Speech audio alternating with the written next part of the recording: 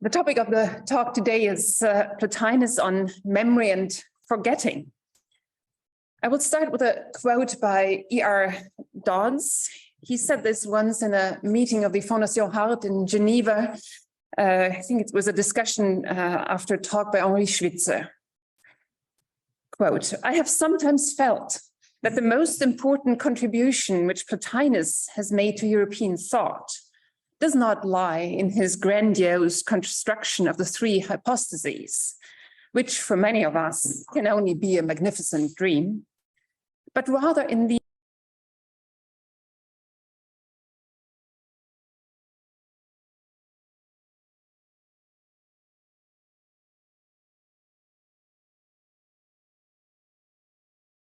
interesting psychological, even psychotherapeutic observation in Plotinus, sometimes hidden in some very brief passages, and we'll encounter some of those on the way.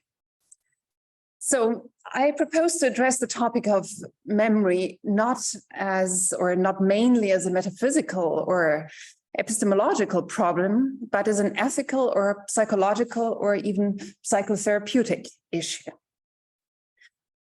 Plotinus combines and transcends Platonic and Aristotelian ideas on memory.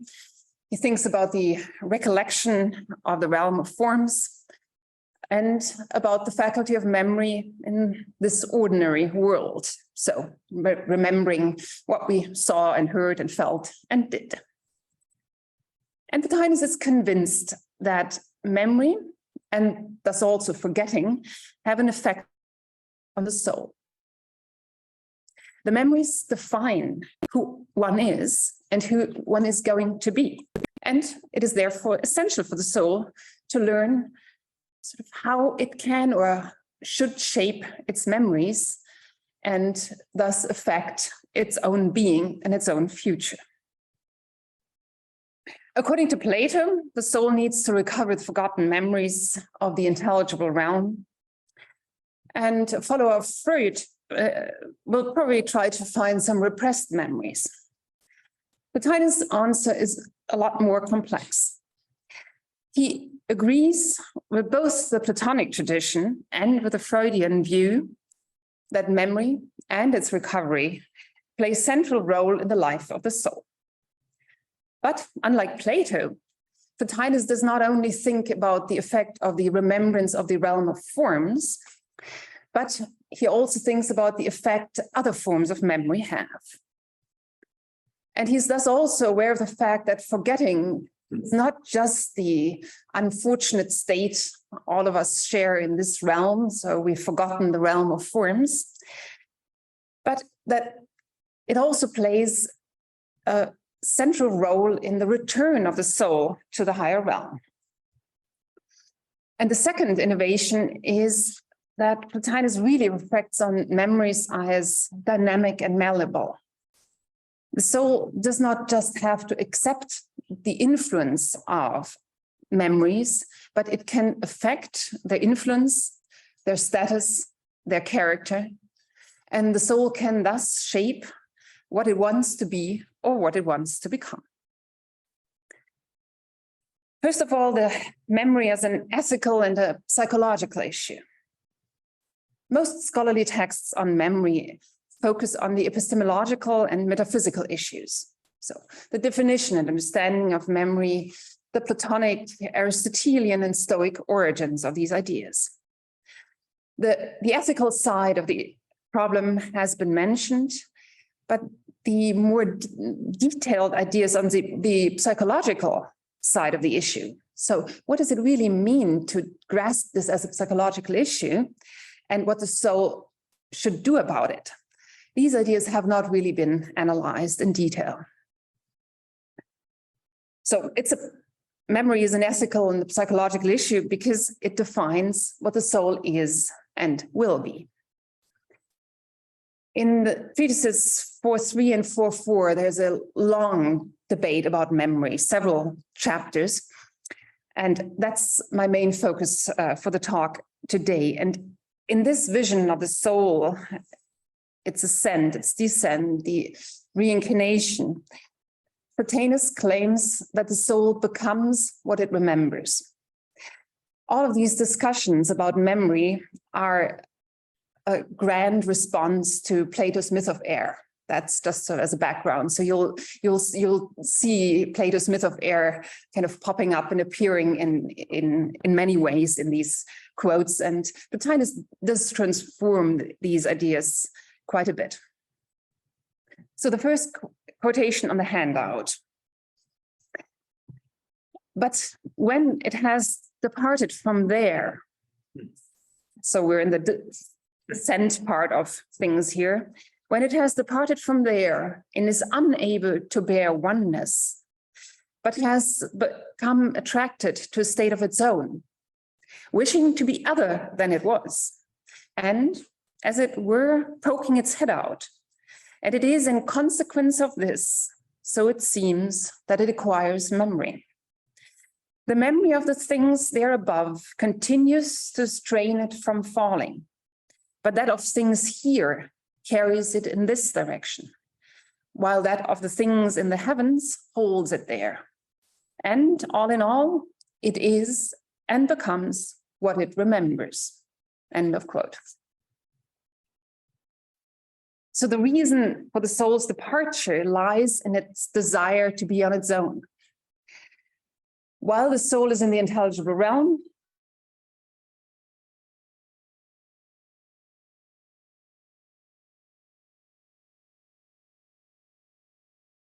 potentially, and they can come back when it descends again. The soul then, as Plotinus says in this quote, will remember who it is and what has happened to it in its life or in previous lives. So in this in-between state in the heavens, memories come back from previous lives. And the consequence then of the descent is that the soul sort of chooses a new life, goes into a new state, and depending on what it remembers, it will descend to a life of sense perception or to a life of rational thought and descend accordingly. So if the memories it has are higher memories, it will not plunge deeply into the body. Very nicely, shortly put by Trouillard, dis-moi ce dont tu te souviens et je te dirai qui tu es.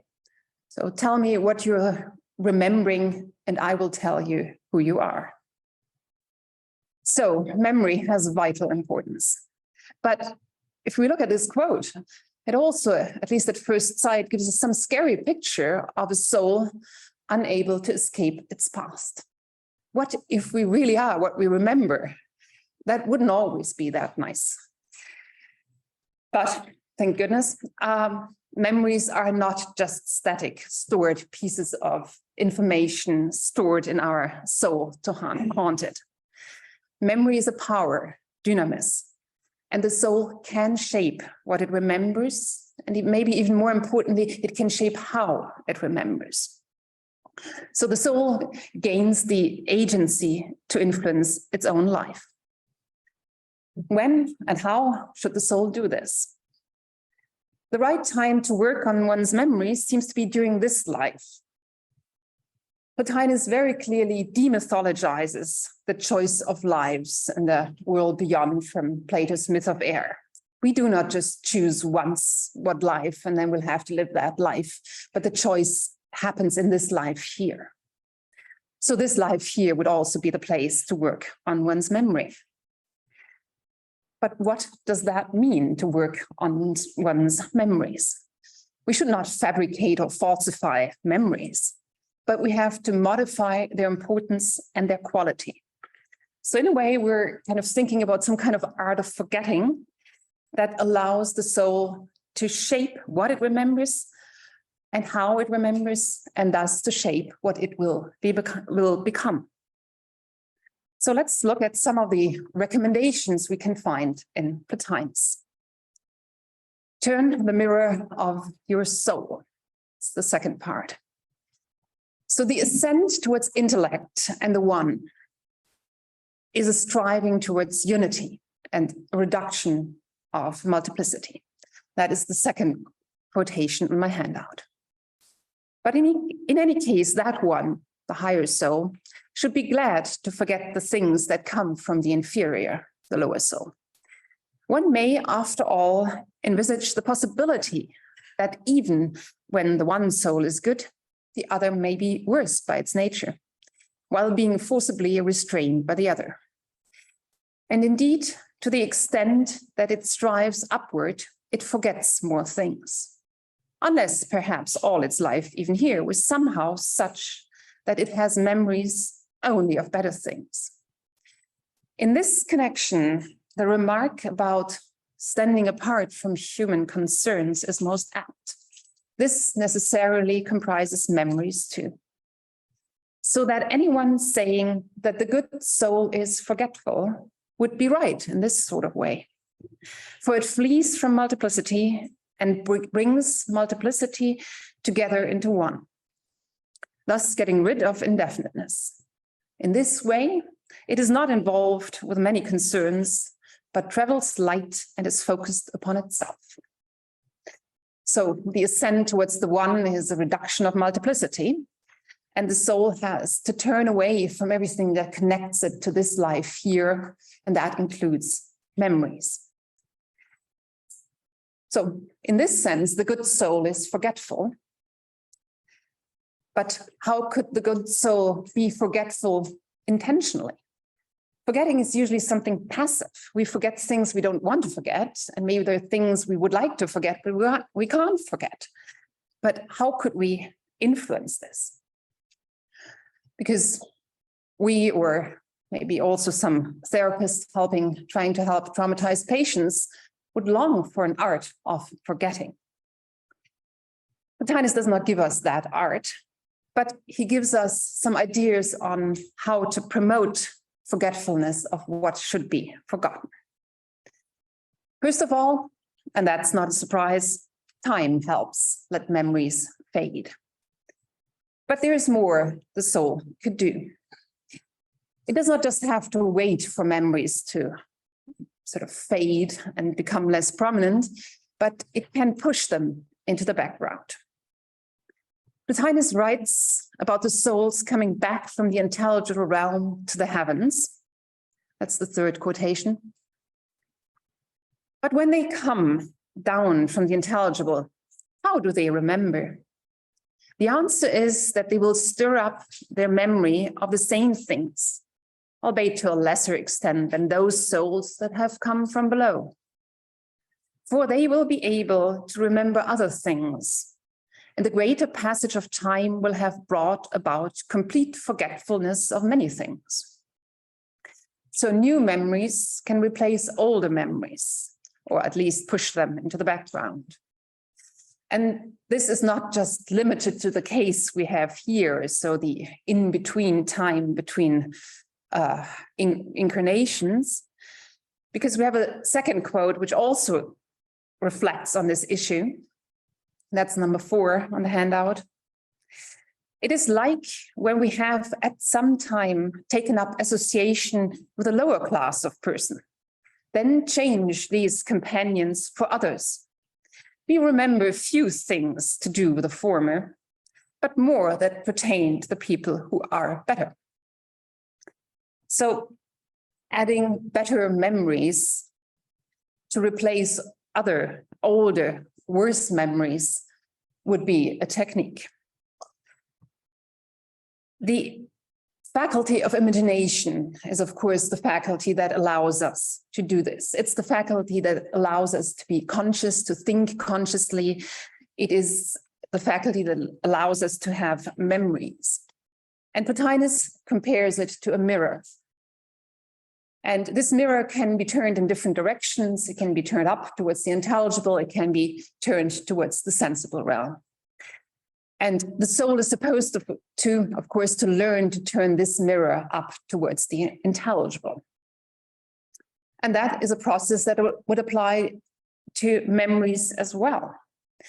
Because if I keep thinking about something and focus on something, then of course I will make that memory stronger. That's of course what the art of memory is about. But if I somehow achieve to sort of not think about something, to sort of refuse to think about something, even if that memory comes unbidden. If I, every time that memory comes, turn my attention to something else, then maybe over time, I might be able to reduce the importance of that memory, make it at least less prominent, even if I can't completely obliterate it. And Porphyry's depression, he speaks about in the Vita Plotini, sort of was something, or Plotinus's response to that is to send him off to travel. That might also be sort of a similar idea, sort of think about something else, add some other memories, meet some new people, get away from what is, taking you down there. So if one were able to steer one's intention consistently to something newer and better and higher, the older memories would lose their impact. It does not, of course, seem right to suppress memories, to use a modern term, but we will come back to that issue later. But contemporary research suggests that there is a difference between suppression and intentional attempts to forget, and thinks that these intentional attempts to forget might be, to a degree, possible and useful. And Plotinus's technique of turning the mirror is, of course, neither automatic, just a protective mechanism of the brain, nor does it negate that these things happen. So they're not just suppressed and put away, but the memories are still there. But Plotinus suggests that human consciousness can, to a degree, sort these things out and allocate the right importance to memories and the right place in time that is also in the past. That's, of course, a feature that traumatic memories lack. The second part of recommendations is cutting the link to pathos. Plotinus thinks that memory's most dangerous effect stems from their relation to pathos, to passion or emotion. He thinks that a memory without pathos does not cause harm to the soul, while the same memory with pathos is harmful. The pathos, the passion or emotion, strengthens the connection to the body. So that's my fifth quote on the handout. But what about memories of one's friends, children, or wife? Or indeed of one's country? And such things as they would not be out of place for a man of moral worth to remember. The answer is that the imaginative faculty remembers each thing with the accompaniment of emotion, pathos, while the good man would have memories of these same things without the emotion. For one might take it that the emotion is in the former right from the start, and those of the emotions that are respectable are in the good soul, insofar as it has association with the other. So, imagination seems to remember with pathos. The good man of this quote could have the same memories without the affection attached. I don't think that Plotinus really speaks about sort of two separate souls with two separate faculties of imagination, but I think he rather thinks about a switch of the focus of attention from the lower to the higher soul, a shift of the we, the hemes, to the higher level. So we should become more like that higher level. And this shift allows us to keep the memory without the affection. And then it is not problematic to have these memories. So thus, it would be more important how we remember things than what we remember. So the higher soul, or we as the higher soul, could dispassionately remember things that have happened to us. And the different ways of having memories have an effect on how we feel about them and how we feel about ourselves. So one example would be, just imagine something bad happened to you on the way here. Maybe someone almost ran you over, or you got hurt somehow, and you were really angry. You had a real fit of anger, you were red in the face, you were screaming. And then you arrive at the office and you tell someone about it. And either you really get angry again and you have the same symptoms again, or you can tell the same story about, oh my goodness, what happened to me this morning? And I got so angry, but you're not angry anymore right now. And I think it's this difference. How do we remember what happened to us there in the past? Do we still remember it with the same emotion attached, or can we kind of take it away from that emotion? Plotinus suggests in this quote that all memories should be without pathos. And his ideal is, of course, the sage who's completely impervious to everything that happens or could happen to him or his family or anyone. So there is no idea that pathos, the emotion, could have a positive effect. And of course, we could imagine a theory where apathaia is not the ideal and where maybe some kind of pathos would have a positive effect on what we become and how we think about our memory.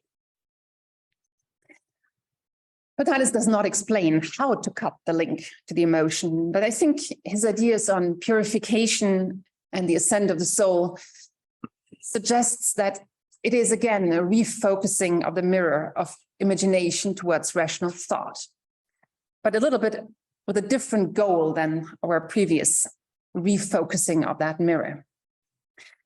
Now he seems to aim for a soul that possesses these memories, but is no longer affected by them. Plotinus once explains that the sage gives to his body, gives what is due to the body as if giving it to someone else. The sage is still aware of what his body is doing, what is going on, but it's an interesting act of externalization. So imagine your body as not your own body, but as someone else's body. But I think if we think about the memories, he might be thinking about something similar. So turn into a person for whom the memories of the past are still somehow there, but you're almost not the same person anymore. So you're not affected by what happened 2 years ago, or 3 years ago, or 10 years ago. So you can be aware of them, you can remember them, but it's almost as if they've happened to someone else because you have changed so much since that happened.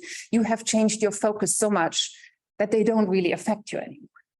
And I think this switch of the focus of what we are to the higher level, to the rational level, and then maybe to the level of intellect in the end, is the goal of Plotinus's ascent, the purification.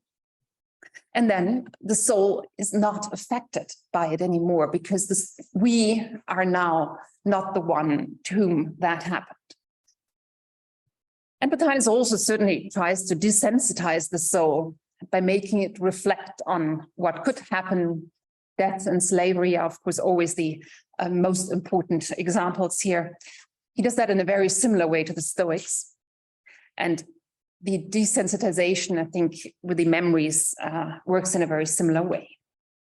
So what he wants to do is to shift what we are. So to shift the focus of what we are, where our center of our focus of our personality is, to a higher level, to rational thought, to intellect, but without ignoring what else belongs to us. Because these lower parts are still part of what we are in a broader sense.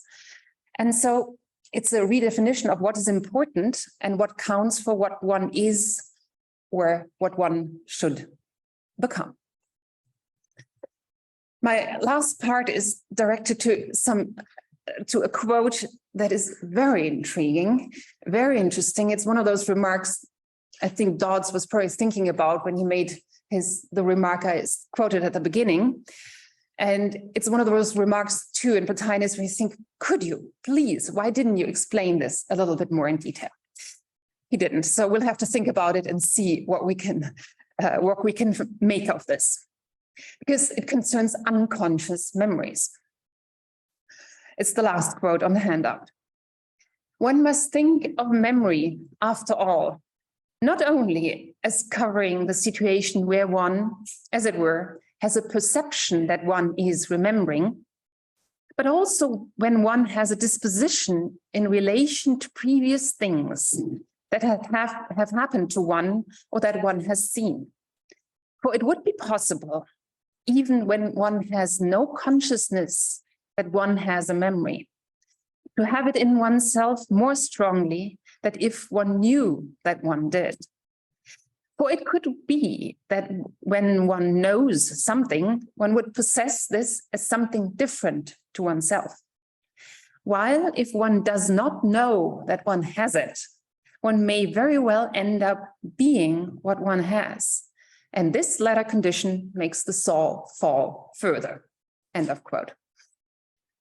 So there are a lot of ideas about what this might be about, and I'll leave some aside because I think they're completely wrong. I'll just refer to some ideas that I think kind of work or are a good starting point. So John Dillon rightly says, I think this refers both to potential memory in the intellectual realm and to memory in the sensible realm. So we have to consider these two areas. I'll start with the sensible realm and come to the higher realm later. Plotinus is certainly interested in unconscious part of the soul, but usually the unconscious parts of the soul he's interested in are higher and not lower. So the usual ideas about the unconscious in Plotinus do not apply here. And these unconscious memories could then either be a subcategory of potential memories, so memories we have in a way, and could reactivate, or it could be memories of a completely different sort. So Hutchinson assumes that both cases are possible. Some unconscious memories, he thinks, stem from conscious perception, which were forgotten.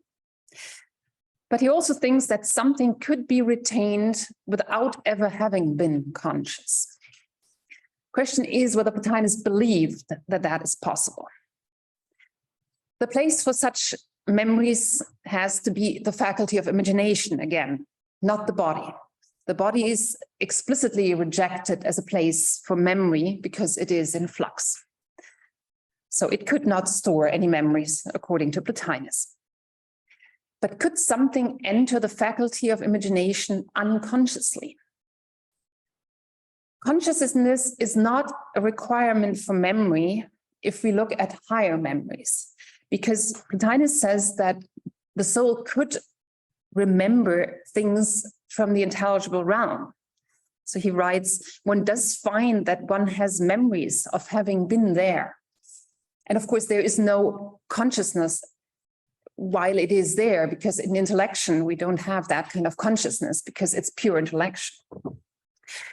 But there is no passage in Plotinus that proves that sort of memories from the lower level, images coming from the below, could enter the faculty of imagination sort of without being conscious. But be that as it may, Plotinus offers an important insight here. Unconscious memories are more effective, more forceful, because there is no conscious distance between the soul and its memory. So the soul is less apt to oppose what it remembers because it does not recognize the memory as something different from itself. They affect us explicitly because they are unconscious. What does he think about? He does not tell us. Maybe patterns of behavior which go back to a desire the subject is not aware of anymore. Maybe traumatic memories. We can only speculate here. What to do about them is also not clear, but his theory of imagination suggests that they need to be pulled into the focus. We have to sort of make them conscious before something else could happen. But this quote also refers to the descent of the soul. So we're back to Plato's myth of air to a degree. So the soul acquires memory when it comes to the heavens and its descent. And we had already seen at the beginning that the memories it has then have an influence on the next incarnation and have thus an important impact on the soul. But as a suggestion or question, could it be that the effect of the memories starts even earlier? So while the soul is absorbed in the intelligible and concentrated, focused in thought, it does not remember what it did. It doesn't even remember itself as there is no memory in actuality while the soul is in the level of intellect. But of course, the memories are there in potentiality because it can remember them afterwards. So the soul has not lost the memories. And what if some of those memories were the origin of that inexplicable desire of the soul to be alone and to get away from the perfect realm? He kind of speaks of Talma, he speaks of the perfection of the whole universe. He gives us a lot of ideas on why the soul descends, why the soul leaves that realm. I'm sort of adding an idea to this. Could it be the potential memories or these unconscious memories that kind of drive the soul to leave that realm? That there is something that persuades the soul that it should be reincarnated, that it should be connected to a body once more, that it should get back to that sensible realm. Let's come to a brief conclusion. So Plotinus is definitely interested in explaining memory as the capacity of the soul, but I think he's even more importantly thinking about memory's effect on what we are. So he wonders less about the effect of recollection, but more about the effect everyday memories have on the soul.